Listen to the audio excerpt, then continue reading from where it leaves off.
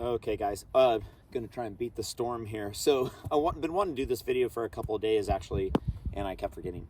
It was probably a week or two ago. A student here, so I'll give him credit. Tyler Williams plays college. Great kid, good player. And he asked me. He said, "Coach, what percentage do you think of being a great player is having a good swing?"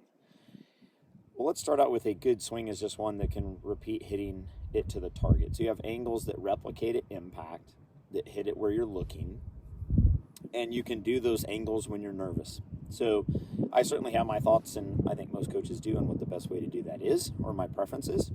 But, we can go to watch the PGA or LPGA Tour, high-level college golf, and see people doing things with unique swings that work. They can point the angles at impact where the ball needs to go, so they're really good. So start there. But really why I wanted to do this video was something that he said next. So I kind of told him that I thought it was, maybe in the 20 to 30% range of being a great player was having a really good swing.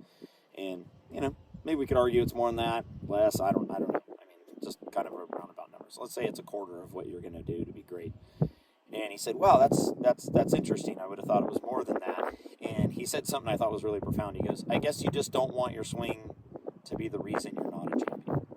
And I like that a lot, right? So there's no doubt, I have some kids with really nice looking swings, and they're not high-level tournament players yet. But if they didn't have a swing that could hit it there, they never will be. So don't let your swing, as Tyler said, be the reason you're not a champion.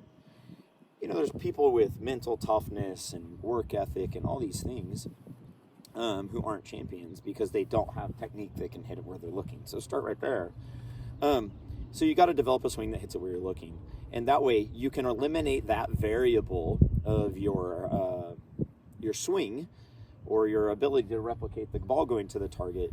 You can not ignore that. You can get where that isn't the reason you're not a champion, right? That you have that covered and you understand that variable and you can control it all the time with your training. That way you can spend most of your time on the immense variability of the sport.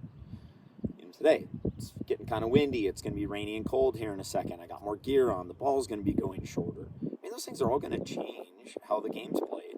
So if my variability or my machine is close to like zero variability as a really good player, which mine isn't anymore, and probably never was good enough or I would have made it, then you can control the immense variability of the sport.